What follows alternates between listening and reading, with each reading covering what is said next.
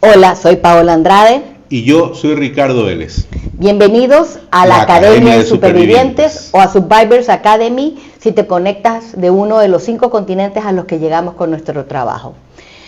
Hola Ricardo, duermo contigo, vivo contigo, tengo hijos contigo, pero hola. Hola. Hoy día nos toca hablar de uno de los primeros videos del módulo 1, que es Liderazgo Transformador Comunitario.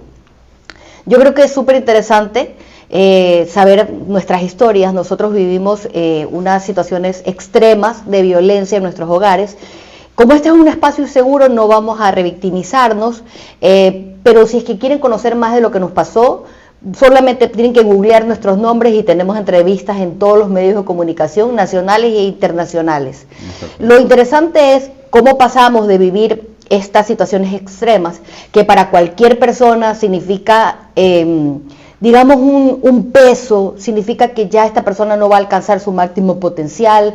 Usualmente vemos cuando hablamos de víctimas a una persona por la que debemos sentir pena, compasión, una persona que especialmente cuando se trata de violencia sexual, por la que tal vez nos produce vergüenza, una persona a la que vemos con tal vez tristeza, pero nosotros transformamos eso desde, yo creo, la forma de vernos a nosotros mismos. Yo no sé, ¿me puedes contar un poco cómo tú transformaste el enojo, la tristeza en tu adolescencia hasta conocernos? Bueno, una de las principales cosas que yo pude utilizar en la adolescencia, en esa etapa, fue el humor. Para mí fue una herramienta que obviamente ya después de un proceso de orden y de pensar y de ser consciente de qué es lo que yo hacía para sobrevivir, una de las cosas fue el humor. La otra, obviamente, me sirvió como herramienta estar disociado, la disociación, estar en otro lugar, no estar presente para no sentir.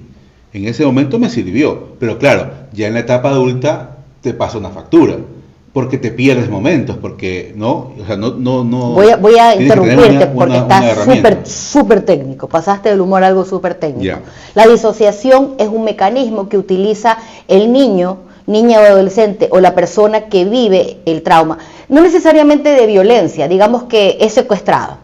Claro. Entonces, para no morirse en ese instante, va a pensar en algo positivo. Muchos van a pedirle a Dios, otros van a pensar en sus hijos, van a pensar en su familia. Su cerebro tiene que irse a otro lugar para no quedarse en el horror o el dolor o el miedo que los está abordando. Sin embargo, cuando se trata de víctimas como nosotros, que hemos vivido violencia desde los 5 a los 16 y tú un poco menos, es decir, que ese niño tiene que sobrevivir mucho tiempo a una situación a la que no puede enfrentar, lo que hace es que para poder aguantar y no morirse, su cerebro va a otro lado. Y a lo que quieres decir, cuando te refieres a que te pasa factura, quieres decir que usualmente yo puedo estar hablándote cuando lo que yo te hablo, digamos que te estoy reclamando porque tenemos 26 años de matrimonio, por algo que te olvidaste por la misma disociación. Entonces tú, en vez de estarme atendiendo profundamente, tu cerebro se va al Capwell, a Emelec, y estás pensando en otras cosas. Claro. Y si no supiera, al haber vivido esto y ser una experta en el tema, usualmente pensaría que me estás prestando atención, pero en el instante en que las cosas se ponen complicadas, en que te pasa algo fuerte, algo en el presente, tu cerebro está acostumbrado a irse a otro lado. Eso es lo que te ayudó a sobrevivir. Claro, pero de estas dos cosas hay una diferencia. Lo uno es lo técnico, la disociación, pero el humor, me di cuenta a lo largo de todo el proceso que es una característica mía. O sea, es una cosa natural en mí. El humor como herramienta, el humor como una forma de vivir, y obviamente el humor para también disfrutar de la vida. Y desde la parte más profunda, eso que parece no ser técnico, realmente es un mecanismo de resiliencia. Es decir, el humor permite que las personas resistan, sobrevivan etapas muy difíciles. Y yo creo que si podemos escoger entre nosotros algo que nos une hasta el día de hoy, que nos ha mantenido, a pesar de que ha sido muy difícil habiendo vivido lo que hemos vivido, y me refiero a la convivencia siendo dos sobrevivientes, yo creo que es el humor, ¿no? Claro, el humor, sí. Nosotros somos personas que podemos estar a las 3 de la mañana riéndonos y podemos ir a dar un taller de abuso sexual muy difícil y vamos a salir, nos vamos a reír y tal vez en el camino al lugar el humor es también lo que nos sostiene y lo que nos permite avanzar, ¿no? Claro, y también lo haces de manera muy consciente. Y sabes que es parte de tu naturaleza y sabes que es una parte también sanadora. Porque el humor también sana, pero el humor te hace resistente también. Y hay algo que sabemos y es interesante cuando hablamos de liderazgo transformador. Cuando hablamos de liderazgo transformador, lo primero que tenemos que pensar es en la persona que es líder. Es difícil ser líder cuando tienes el autoestima destruida. De alguna manera, cuando has vivido violencia, esa autoestima está destruida, porque se supone que cuando lo has vivido en tu hogar, ya en ese hogar no hay el amor como amor. Además, el abuso, cualquier tipo de violencia destruye tu relación contigo mismo, tu relación con la familia, porque usualmente el agresor está dentro de la familia, destruye tu confianza. Imagínate la confianza, que es algo fundamental, claro. Tu paz.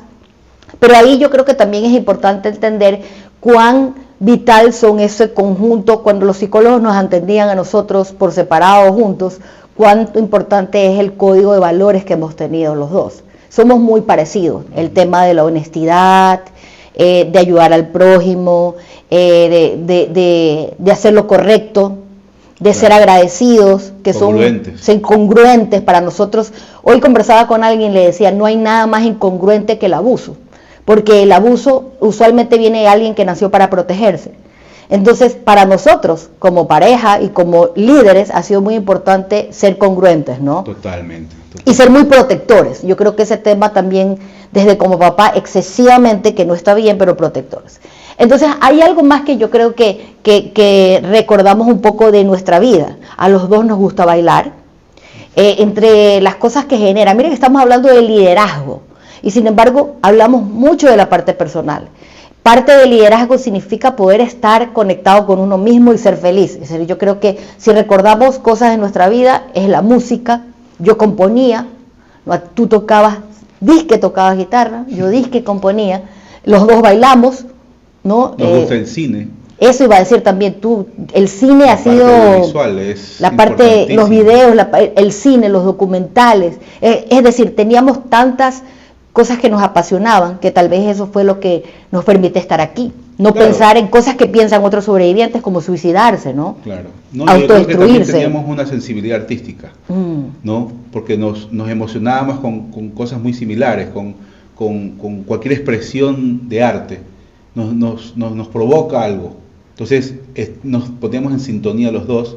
Entonces, claro, lo disfrutábamos. Y como compartíamos también esa parte compatible del criterio, ¿no? De qué tipo de gusto tenemos por el tipo de cine o el tipo de documental, ¿no? O sea, eso también ayudó mucho a que la vida nuestra haya sido maravillosa. Es maravillosa, porque nos reímos todo el tiempo, porque disfrutamos, nos gusta lo que hacemos. ¿Y cómo te atreviste a ser yo la primera persona a la cual le contaste lo que te había pasado? Sin entrar en detalles, pero ¿cómo? Yo creo que fue el amor, fue el momento de encontrar una persona similar a mí, una persona muy compatible, que completaba las frases que yo decía, o a veces yo pensaba... Yo completaba las frases que tú decías. O viceversa, porque a veces tú decías algo y yo lo completaba, o ya lo estaba pensando. Entonces, en ese sentido, creo que muy sintonizados. ¿Y qué sentiste cuando yo te dije que yo había vivido lo mismo, o peor que tú? A mí siempre me pasa que yo como que ya lo sé, como que ya lo sabía, como que no me sorprende, ¿no? Entonces yo creo que hubo eso también de tener confianza de contarlo, porque sabía que tal vez iba a haber una respuesta muy similar. Es como verme en un espejo, más o menos. Y eso nos pasa mucho a las personas que hemos vivido violencia, ¿no? Y con lo que tú encuentras en un grupo de apoyo, por ejemplo. Cuando encuentras una persona que está viviendo lo mismo, tú dices, ok, me puedo reflejar en eso y puedo tener una conexión distinta. Luego vino que era muy difícil, nuestros hijos lo experimentaron, era muy difícil, y es muy difícil para las personas que han vivido violencia dentro de sus hogares. Y a mí me gustan ahí los números, ¿no? 6 de cada 10 mujeres en Ecuador han vivido violencia. Y solamente el 15% de los abusos se denuncia, es decir, que el 85% no denuncia. En nuestra experiencia, habiendo desarrollado grupos de apoyo, dando entrevistas en todos los medios. Yo diría que un 95 al 98% de las mujeres han vivido violencia y que un 40 o 50% de los hombres ha vivido violencia también dentro de sus hogares. Violencia sexual, cuando hablamos de otro tipo de violencia, yo no creo que exista ecuatoriano con un país donde la frase es la sangre, la letra con sangre entra, sí. Porque te quiero, te amo. A ti no te pegaban y te decían que eran por amor. Claro. Se te decían, yo te pego o a mí me duele más que a ti. Si mi mamá me daba 20 cordazos y me decía, a mí me duele más que a ti, yo decía, pero déjame darte los 20 de vuelta para ver si es que de verdad nos duele igual. Pero eso es parte de cómo hemos crecido. Es decir, que para las personas que nos están escuchando, no necesariamente tienes que haber vivido violencia sexual. El haber sido golpeado toda la infancia y tener miedo a tus padres es parte de algún tipo de violencia que se vive, ¿no? Yo creo que una de las primeras cosas que tenemos que entender es que cuando nos enamoramos, nos casamos, tuvimos que empezar a lidiar cada uno por separado y juntos con lo que se llaman secuelas. Secuelas son aquellas consecuencias que existen de la violencia. Yo siempre pongo un ejemplo que es para mí muy claro. La violencia, especialmente la violencia sexual o algo muy extremo, es como que tú coges la foto de un niño y todos los sentimientos, las emociones, los pensamientos de ese niño están en una foto, la rompes en 1.000.000 de pedazos, la tiras en un cuarto oscuro, apagas la luz y mientras el niño trata a oscuras de armar ese rompecabezas de su vida, los familiares lo patean. Entonces nunca va a poder armar.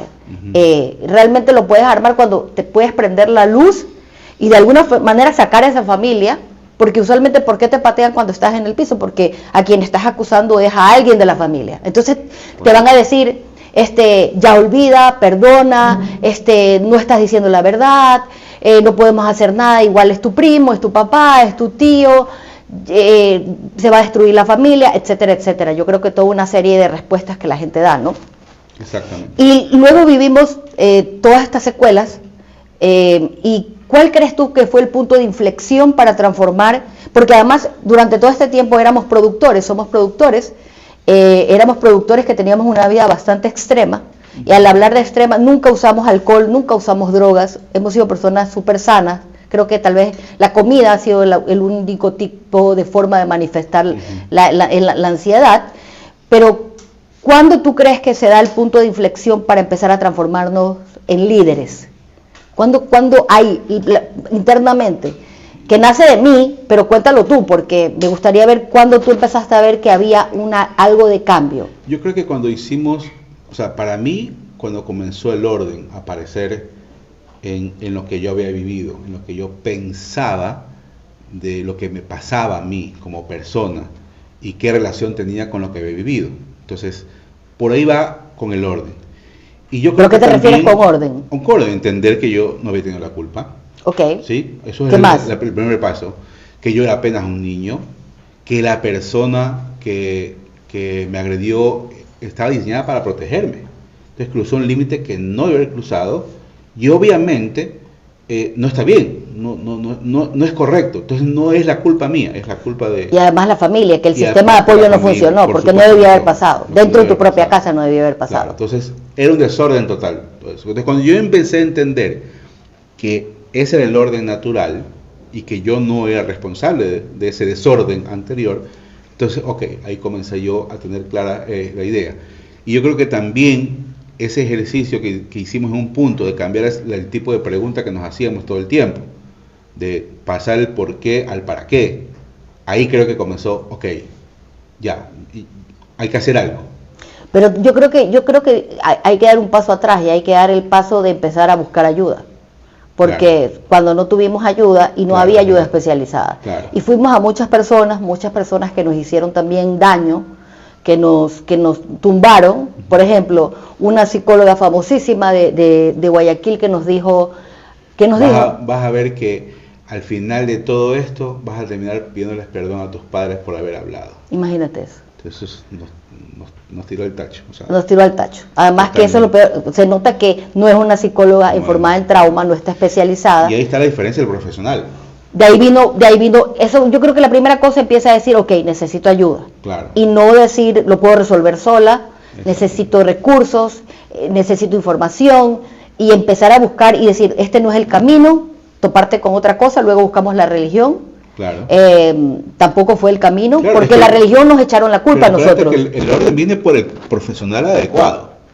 El que te dice es que esto debió haber pasado de esta manera y no pasó. Sí, pero en el proceso previo a eso buscamos en la religión la ayuda. La religión dijo que a las personas que habíamos sido abusados se nos quedaban los demonios. Ajá. ¿Sí o no? Que había que exorcizarnos. También en algún momento había un sacerdote abusador y dijeron que ellos no podían hacer nada. Salimos de la religión porque nos dimos cuenta que no eran congruentes. Exactamente, que tenías que perdonar y cargar tu cruz. De acuerdo. También fuimos a una psicóloga que no sirvió para nada, hasta que encontramos a un psiquiatra extraordinario que no está con nosotros vivo, pero está con nosotros en espíritu, que es el que empezó a darte a ti. Yo recuerdo que él a mí me dijo, ahí empieza realmente, ¿no? Entonces él dijo, voy a ayudar a Ricardo, tú no necesitas ayuda, me dijo a mí, pero me acuerdo que él me dijo a mí, porque yo había leído mucho y había hecho muchas cosas, y él me dijo a mí, quiero que leas un libro que yo he escrito de 900 páginas. Y yo en 3 días leí el libro y le dije, básicamente, doctor, esta pendejada que usted ha escrito es maravillosa, pero nadie la va a entender. Entonces, cuando yo le dije eso, me dijo, ¿cómo puedes haber leído un libro en 3 días? Si tú has leído un libro en 3 días y estás clara en las cosas, tú tienes que ayudar a hacer algo con el país, con lo que te pasó a ti. Eso, ahí nace realmente en la luz. Y por otro lado, él empezó a trabajar contigo, llamó a tus padres, me acuerdo. Sí. Se encargó de enfrentar a tus padres. Un proceso súper efectivo, en el cual me llevó paso a paso para hacer un enfrentamiento y hacer preguntas muy simples. Pero antes de llegar a eso, yo creo que ahí también fue algo extraordinario que hizo el doctor contigo, fue decir, tú tienes esta capacidad, sí, que puede ser utilizada de esta manera. Entonces, claro, ahí te abrió también un campo de, ok, puedo hacerlo porque es un fuerte mío, que tal vez no lo habíamos visto, ¿no es verdad? No lo habías visto tú, habías sido consciente de eso. Claro, él dijo, si tú puedes leer en 3 libros, un libro especializado de psiquiatría, que además me estás diciendo que está mal escrito, y puedes definir que está mal escrito, y me puedes dar luces a mí, entonces tú puedes cambiar la historia de tu país. Por supuesto. Entonces la siguiente vez que yo iba contigo me decía, ¿qué fue? ¿Ya estás lista? Cuando me empezó a presionar, sí, claro. Y realmente ahí empieza el proceso de investigación y el proceso de entender. Pero también otras cosas importantes, como hablamos del liderazgo transformador, que empieza por uno mismo, empezó la respiración. Empecé yo a leer muchísimo. Claro. Todo el libro que existía de autoayuda. Las personas van a tener acceso a los más simples, como Wayne Dyer, uno que se llamaba Las Zonas Erróneas. Exacto. Que hablaba de muchas cosas que resonaban, como el querer que se haga justicia con nuestros casos, ¿no? Hace poco mi hijo me hablaba de otro libro, y todas esas técnicas que estaban en ese libro, todas las hemos vivido ya nosotros, a través de otras herramientas, pero una de esas era Wayne Dyer, que te habla y te dice, nada es justo, deja de pensar en justicia, etcétera, etcétera. También el hecho de poder empezar a respirar nos empezó a dar espacio mental, que eso fue algo interesante. Nos dimos cuenta que en nuestra mente había mucho odio hacia nosotros mismos, que nos decíamos cosas horribles todos los días, que nos ponían en un estado de ánimo, y que cuando pudimos empezar a respirar, que resultaba bastante difícil, no era fácil. Súper complicado al principio, tratar de que la mente no funcionara, o sea, no generara ningún pensamiento, simplemente concentrarte en el número que estás contando mentalmente para poder calmarla. Claro, pero y ahí nos dimos cuenta que nuestra mente estaba llena de autoodio, llena de pensamientos. Mira, eres gordo, eres horrible, eres tonto, ¿por qué me pasó a mí? ¿Por qué otros papás tienen niños normales? ¿Por qué Dios me odia? ¿Por qué? Ahí nos dimos cuenta que habían muchos porqués, ¿no? Y cuando tuvimos un espacio de alivio de esos porqués a través de la respiración, de la meditación, del orden que fue poniendo un Pierres, empezó lo que se llama el cambio de mentalidad de ¿por qué? A ¿para qué? Exacto. Ahí es cuando googleamos las estadísticas. Yo me acuerdo haberte dicho un día, ¿sabes qué, Ricardo? A 1 de cada 4 niñas en el mundo y 1 de cada 6 niños en el mundo le pasó lo mismo que a nosotros. Y tú me respondiste. Me siento bien. Y yo te dije, ¿cómo te vas a sentir así con tanta gente? Pero es porque no me siento solo, no me sentía solo. Y eso fue un descubrimiento.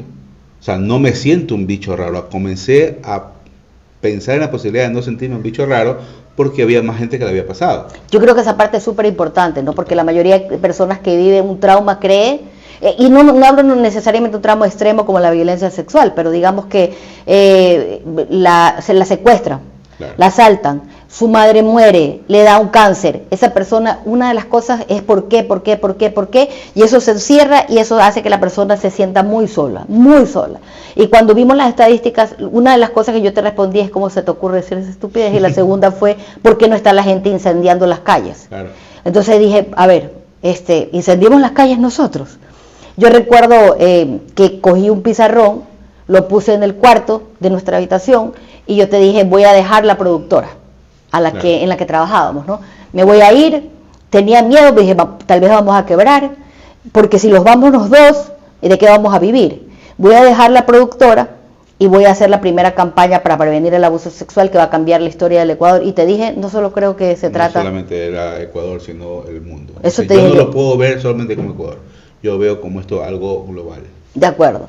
¿Y tú qué me dijiste? Pero espérate, que todavía cuando hablas de liderazgo estratégico, la gente suena algo súper chévere, muy así como fácil.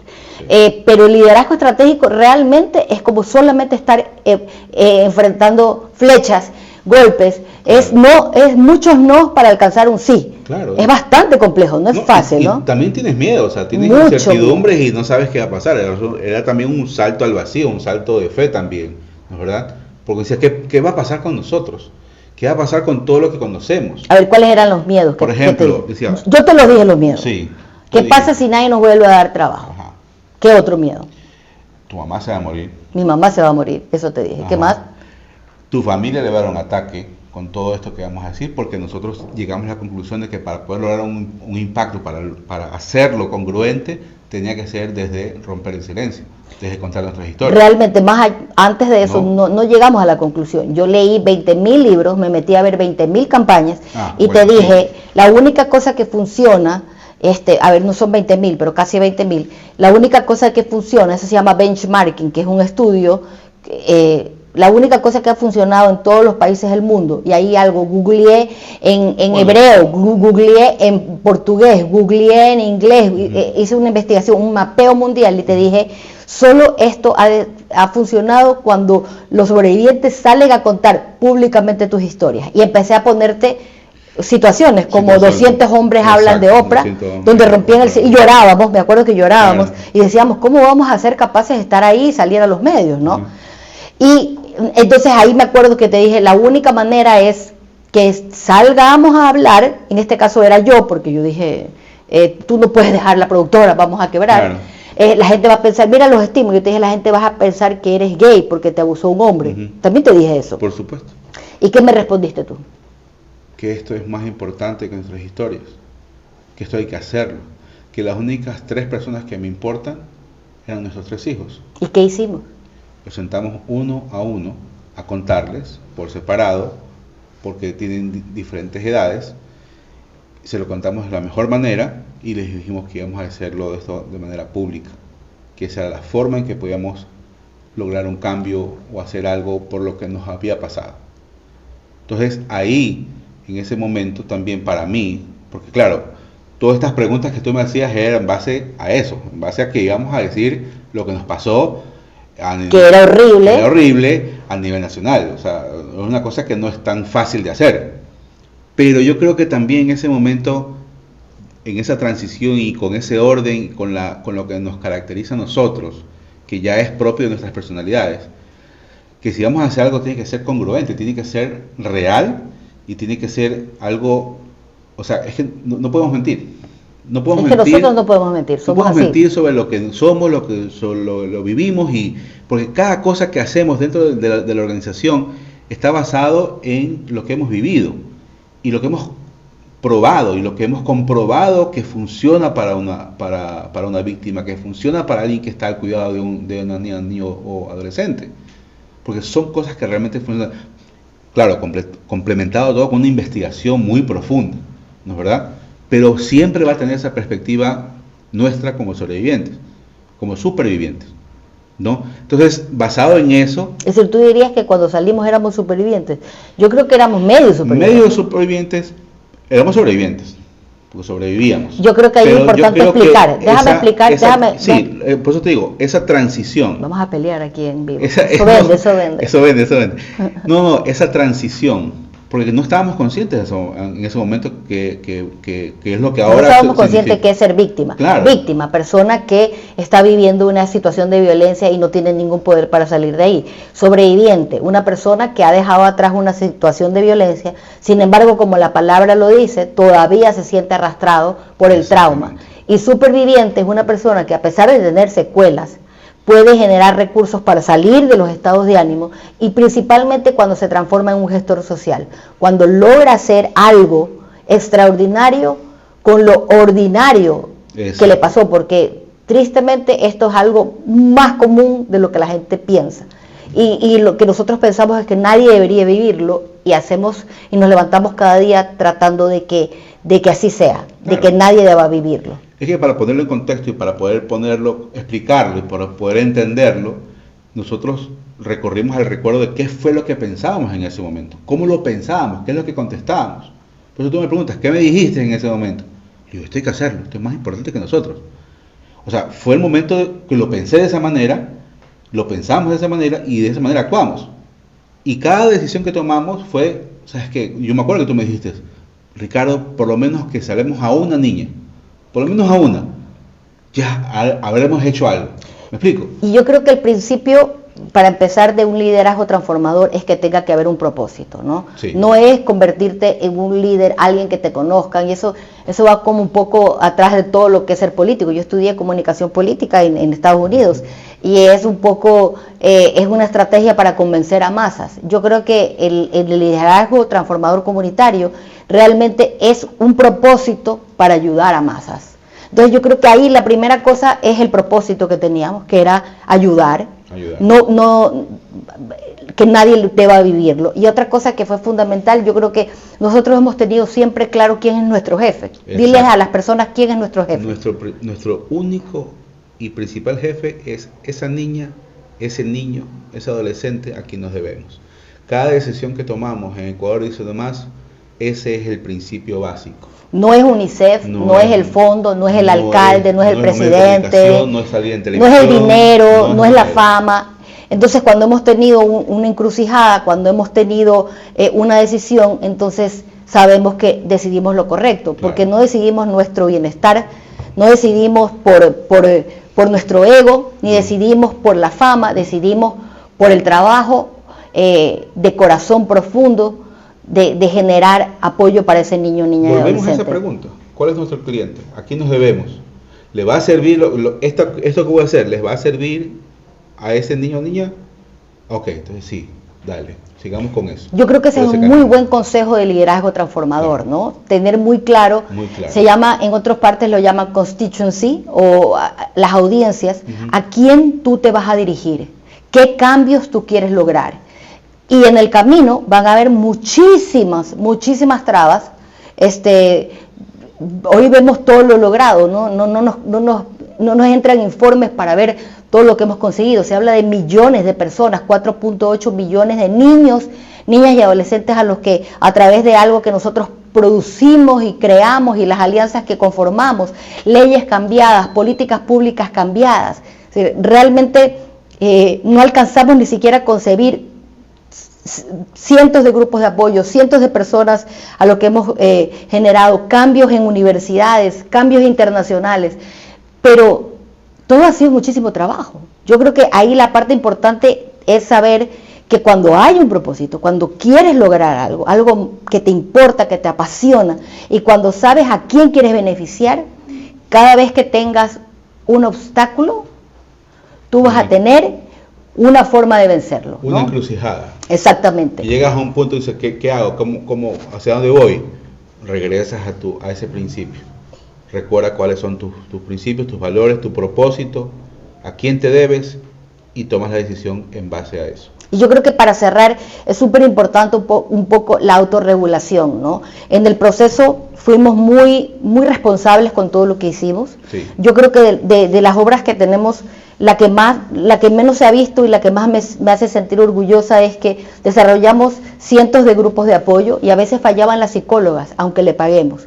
Tú y yo jamás, aunque no hayamos dormido, aunque estemos enfermos, nunca dejamos de estar en un grupo de apoyo donde no había una cámara, donde se hacía con nuestro propio dinero, donde a veces nos causaba que no nos podamos levantar de la cama durante días. Yo creo que esa parte también es muy importante, la responsabilidad que uno hace, la responsabilidad de llevar a cabo sabiendo que cuando haces algo social, porque pareciera que está la parte empresarial en la que te puedes hacer millonario, ¿no? Claro. Yo digo, ahí yo tengo afuera un carro, mi mismo carro hace 20 años, pero yo he generado millones de dólares en avance social, aunque no lo disfrute yo. Esa parte es como sumamente importante, ser responsable y no pensar que el área social es menos importante, es vital. Lo que uno hace es vital, y también que cuando la persona está ahí y toma la decisión de hacer el paso para dejar algo en el campo profesional o monetario, claro, e ir a la parte social, saber que la satisfacción de levantarse todos los días siendo parte del cambio es algo maravilloso. Claro. No hay premio que te dé eso, ¿no? La satisfacción de mensajes que hemos recibido, de situaciones que han pasado, gracias al trabajo nuestro, porque un video nuestro se vio en el sur de Argentina y un caso se reabre. Porque un niño, un niño, los niños en la Fiscalía de La Plata confiesan abuso sexual con uno de nuestros videos, el de los superhéroes. Es decir, no tenemos idea el alcance, o el cuento que escribí se ha leído, se ha traducido a varios idiomas y se ha dado gratuitamente. Yo creo que, porque hay mucha gente que nos está viendo y que tenemos 400 mujeres en este momento que están viviendo en los barrios más complicados, y que deben generar un proyecto para ayudar a esos niños, niñas y adolescentes, que sepan que no va a ser fácil, pero les va a dar muchísima satisfacción, que hacer las cosas con responsabilidad al final del día les hace sentir felices con uno mismo. Por supuesto. Y que realmente, aunque uno no pueda imaginar, tal vez ustedes no pueden imaginar de la misma manera que cuando yo le dije, aunque sea una persona. Exacto. Aunque sea una persona. Es que la paz de irte a dormir con la convicción de haber hecho lo correcto, de haber ayudado, de haber cambiado la historia de alguien, dices, wow, eso es increíble, la verdad.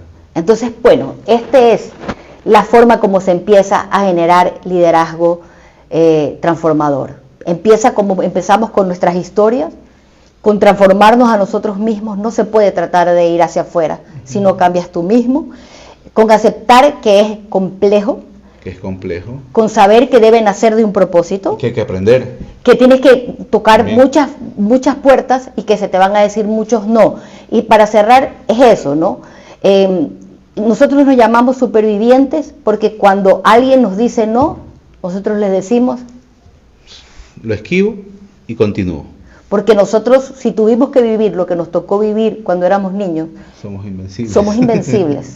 Somos indestructibles. Somos no vamos a parar porque alguien nos dijo que no, vamos a continuar. Entonces, tú que nos estás mirando en un barrio que está tomado por el narcotráfico, por el crimen organizado, tú que fuiste secuestrada, tú que has perdido un hijo, tú que tienes miedo, tienes que saber que si 2 niños que fuimos abusados por las personas que nacieron para protegernos, estamos aquí para que otros niños no deban vivir lo mismo, tú también eres invencible. Cree en ti, busca el propósito y sigue en la siguiente clase. Gracias. Gracias.